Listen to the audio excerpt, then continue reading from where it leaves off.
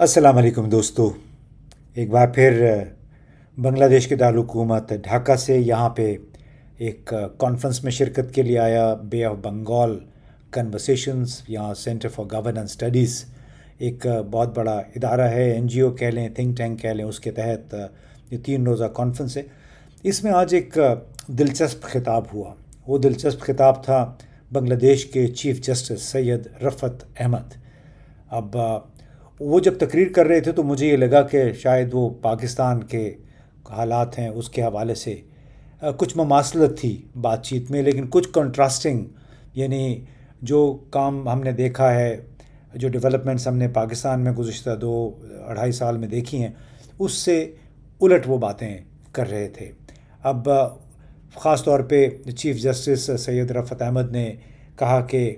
जुलाई 2024 के इनकलाब का मकसद आइन को मनसूख करना नहीं था, बल्कि उसके साथ रियासत की वाबस्तगी को एक नई रूह फराहम करना था। उन्होंने कहा कि जुलाई 2024 की वो तहरीक जो कि तलबा के ज़रिए शुरू हुई और जिसके नतीजे में वज़ीर आज़म शेख हसीना का 16 साला इक़्तिदार ख़त्म हुआ और उन्हें भारत फ़रार होना पड़ा, वो एक आइनी बेदारी थी जिसने कानून की हुक्मरानी को कौम की इखलाकी बुनियाद के तौर पे दोबारा मुस्तहकम किया। यानी एक बार फिर रूल ऑफ लॉ, कानून की हुक्मरानी की तरफ बांग्लादेश ने सफ़र शुरू किया। चीफ़ जस्टिस रफ़त अहमद ने कहा कि तलबा की तहरीक हुकूमत की तब्दीली के लिए उसका मकसद आइन से इनहराफ नहीं था, बल्कि उसके साथ शफ़ाफ, मुनसिफ़ाना और जायज़ एक ताल्लुक़ को बहाल करना था, ताकि तमाम इदारे इंसाफ और कानूनी जवाज़ के उसूलों के अंदर रहकर काम करें। उन्होंने इस शहरी तहरीक को शफाफियत, जवाबदेही और अवामी रजामंदी की तरफ वापसी करार दिया। यानी एक बड़ा ऑर्गेनिक कुदरती प्रोसेस था जो तलबा के एहतजाज के साथ शुरू हुआ, हुकूमत की अवामी लीग की 16 साल की ज़्यादतियों के ख़िलाफ़। उन्होंने जो बातें की, बुनियादी तौर पे मुल्क में अगस्त 2024 की हुकूमत की तब्दीली के बाद जो अदलिया ने जो अपना किरदार अदा किया है, क्योंकि आपको मालूम है कि अदलिया भी बहुत ज़बरदस्त किस्म के दबाव का शिकार थी अवामी लीग के ज़माने में। तो इस हवाले से सैयद रफ़त अहमद ने, यानी चीफ़ जस्टिस ने कहा कि कौमी बेयकीनी के इस वक्त में अदलिया एक वाहिद इदारा था जो मुकम्मल तौर पर फ़ाल और आइनी दायरे में काम करता रहा। और आपको ये भी बताते चलें कि कई महीने तक अमलन पुलिस फ़ोर्स गैर हाज़िर थी अगस्त 2024 के बाद, और या तो अदलिया काम कर रही थी या फिर फ़ौज ने बराह रास्त और बिल वास्ता कंट्रोल संभाला हुआ था अमन अमान के हवाले से। और चीफ़ जस्टिस ने यह भी कहा कि जुलाई 2024 का इनकलाब आइन को उलटने के लिए नहीं था, बल्कि इस बात के लिए था कि आइन को किस तरह समझा और नाफिज किया जाता है ताकि शफाफियत, जवाबदेही और कानून की अमलदारी बहाल हो। एक और बड़ी ज़बरदस्त उन्होंने बात की आइन के बुनियादी ढांचे के नज़रिए के हवाले से। Assert those entrenched norms that make constitutional life possible. That is, the separation of powers, judicial independence, democratic governance, inalienable fundamental rights, and above all, the sovereignty of the people. Basic structure doctrine उन्होंने उसकी तौसीक की। ये वो structure है जो कि इख्तियारात की अलहदगी, अदलिया की आज़ादी, जमहूरी हुक्मरानी और अवामी ख़ुद मुख्तारी का एक तहफ़्फ़ुज़ फराहम करता है। बुनियादी ढांचे का नज़रिया अदलिया की रहनुमाई का बुनियादी सतून है, चीफ़ जस्टिस ने कहा, जो कि इख्तियारात की अलहदगी, अदलिया की आज़ादी, जमहूरी तर्ज़ हुक्मरानी, बुनियादी हुकूक़ के तहफ़्फ़ुज़ और अवामी ख़ुद मुख्तारी का ज़ामिन है। और ऐसे पुरशोभ दौर में चीफ़ जस्टिस ने कहा कि अदलिया का तहम्मुल, इस्तिक़लाल और दयानत मुल्क के लिए सबसे बड़ी इस्तेहकाम बख्श क़ुव्वत साबित हुई है और होगी। अब वो जब बांग्लादेश के चीफ़ जस्टिस जब ये बातें कर रहे थे तो मैं सोच रहा था कि हमारे मुल्क में अदलिया ने गुज़श्ता 3 سال کے دوران کیا کردار ادا کیا ہے، خاص طور پہ جب سے عمران خان کی حکومت کا خاتمہ ہوا اپریل 2022 میں، اس کے بعد سے PDM 1 حکومت آئی، پھر PDM 2 اس وقت ہم پہ حکمران ہیں، اور اس دوران جو ہائبرڈ رجیم ماڈل ہے جس میں فوجی قیادت بھی نظام حکومت میں برابر کی شریک ہے، اس نے آئینی اداروں اور سپریم کورٹ کے ساتھ کیا کیا ہے. اور آپ کو تو موٹی موٹی باتیں میں یہ کہہ دیتا ہوں کہ جو عام طور پہ اعتراضات رہے ہیں ہماری عدلیہ پہ، خاص طور پہ سپریم کورٹ اور ہائی کورٹوں پہ، وہ یہ تھا کہ مثال کے طور پہ فوجی عدالتوں میں عام شہریوں کے ٹرائل کے حوالے سے کیس تھا، کئی مہینے وہ چلا، اور سپریم کورٹ نے عام شہریوں کے فوجی عدالتوں میں ٹرائل کو غلط قرار دیا. پھر بڑے بینچ میں سماعت جو تھی وہ کئی مہینے جاری رہی، اور بالآخر فیصلہ یہ ہوا کہ نہیں، مخصوص حالات میں یہ ٹرائل ہو سکتے ہیں. اس کے علاوہ عمران خان کے مقدمات میں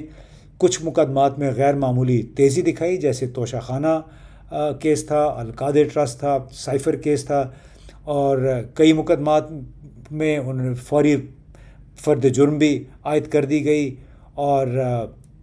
یہ تاثر پیدا ہوا کہ جو اعلیٰ عدلیہ ہے وہ عمران خان کے خلاف اس کا رویہ بڑا معاندانہ اور جارحانہ ہے. کچھ ایسے کیسز جیسے 26ویں ترمیم کے حوالے سے پٹیشنز تھیں، ان کو وہ تاریخی ان کی نہیں لگی. پھر اس طرح عمران خان نے اپنے میڈیکل کے حوالے سے کئی درخواستیں ڈالی تھیں، ان میں بڑی تاخیر ہوئی. تو بحیثیت مجموعی جب یہ بنگلہ دیش کے چیف جسٹس اپنی تقریر کر رہے تھے تو میرے ذہن میں پاکستان کے حالات کی اور اس کردار کی ریل چل رہی تھی جو کردار چیف جسٹس پہلے قاضی فائزیسا نے ادا کیا عدلیہ کو بے اختیار کرنے میں، بے بس کرنے میں، اور اس کے بعد پھر جس طرح جسٹس یحییٰ آفریدی اب خاموش تماشائی کا عملاً انہوں نے کردار ادا کیا ہے. اور ان تمام لوگوں نے مل کے کس طرح سیاسی انجینئرنگ کو ایک لحاظ سے فروغ دیا، انتخابی عمل پر اثر انداز ہوئے، جیسے PTI کے جو بلے کا نشان تھا انتخابات میں وہ چھین کر پھر از خود نوٹس لیے بہت سارے PTI کے معاملات میں، اس کے انتخابات کو قبول نہیں کیا، پھر بینچ تشکیلوں میں بڑی جانبداری کا مظاہرہ کیا، اور بنیادی حقوق کی مؤثر حفاظت نہ کر سکا. الیکشن کمیشن کو جو تنبیہ کرنی تھی اور جو اپنے الیکشن کمیشن سے فیصلے جن پہ عمل درآمد کروانا تھا وہ نہیں کروا سکا. فوجی عدالتوں کے حوالے سے جو رویہ تھا وہ بھی ایمبیگوس یا غیر مبہم رہا. تو یہ تمام باتیں میں سوچ رہا تھا کہ کس طرح ایک متضاد قسم کا کردار ہے جو یہاں پہ حکومت کی تبدیلی کے بعد بنگلہ دیش میں سپریم کورٹ نے ادا کیا، اور جو ہماری سپریم کورٹ اب تک ادا کرتی رہی ہے، خاص طور پہ 26ویں ترمیم اور پھر 27ویں ترمیم. اس میں آپ کو معلوم ہے کہ کس طرح عدلیہ نے اپنے ہاتھوں سے کچھ اختیارات پارلیمنٹ کو دیے، اس لحاظ سے کہ ایک متنازع پارلیمنٹ ہے جس کے انتہائی متنازع نتائج پہ کھڑی ایک پارلیمنٹ ہے، اس کی ہوئی تبدیلیاں جو کہ آئین کے بنیادی ڈھانچے سے بھی بظاہر متصادم ہیں، اس میں ایک سہولت کاری کی عدالت نے اس کے خلاف کیسز نہیں لیے ہیں. اور جبکہ اس طرف آپ دیکھیں تو چیف جسٹس سعید رفعت احمد نے یہ کہا کہ عدالتوں نے گزشتہ 1 برس سے آئین کے متن کے اندر رہتے ہوئے اداروں، حقوق اور شہریوں کا تحفظ کیا، اور ہر فیصلہ دراصل طویل مدتی آئینی اصلاحات کے ایک بیج کے طور پہ سامنے آئی. انہوں نے بنیاد رکھی ہے طویل مدتی آئینی اصلاحات کی، اور اس کا بنیادی جو ان کا لب لباب یہ تھا کہ ہم آئین کے دفاع کے لیے ہیں، اور آئین کے جو بنیادی ڈھانچہ ہے اس پہ ہم کوئی کمپرومائز نہیں کریں گے، نہ ہی کمپرومائز ہونا چاہیے. میں یہ بھی سوچ رہا تھا کہ پاکستان کی عدلیہ نے اس تمام عرصے میں کیا کیا. اس نے 26ویں آئینی ترمیم کی اجازت دی، اسے جائز قرار دیا، ایک لحاظ سے 27ویں ترمیم کے راستے میں کھڑی نہیں ہوئی. چیف جسٹس یحییٰ آفریدی خاموش تماشائی بن گئے جب 27ویں اور 26ویں ترمیمات نے سینئر عدلیہ کو تقسیم کیا، اس سے اختیارات چھین لیے، وفاقی آئینی عدالت کے قیام کا رستہ ہموار کیا. اب بنگلہ دیش میں عدلیہ نے اپنی وقت میں اضافہ کیا ہے. حکمران عوامی لیگ کے برسوں کے ظلم و جبر کے بعد اس کے بالکل ظلم و جبر کا شکار عدلیہ بھی ہوئی، ججوں کو خاموش کیا گیا اور مخالف ججوں کو ہر طریقے سے ہراساں کیا گیا، جبکہ پاکستان میں اپریل 2022 میں ہونے والی تبدیلی جو عدم اعتماد کے ووٹ کے ذریعے ہوئی تھی، وہ سینئر عدلیہ کی تنزلی کا ایک لحاظ سے سبب بنی ہے۔ بنگلہ دیش میں چیف جسٹس نے آئین کے بنیادی ڈھانچے کے نظریے کو دوبارہ مستحکم کیا۔ آج کی تقریر میں بھی انہوں نے اس کو انڈورس کیا اور عدلیہ کی آزادی، جمہوری حقوق کے تحفظ اور خود مختاری کے لیے سپریم کورٹ کے کردار کو ایک بالکل انہوں نے ناگزیر قرار دیا، جبکہ پاکستان میں بنیادی آئین کا جو بنیادی ڈھانچہ ہے، جو بنیادی ڈھانچے کا جو نظریہ ہے،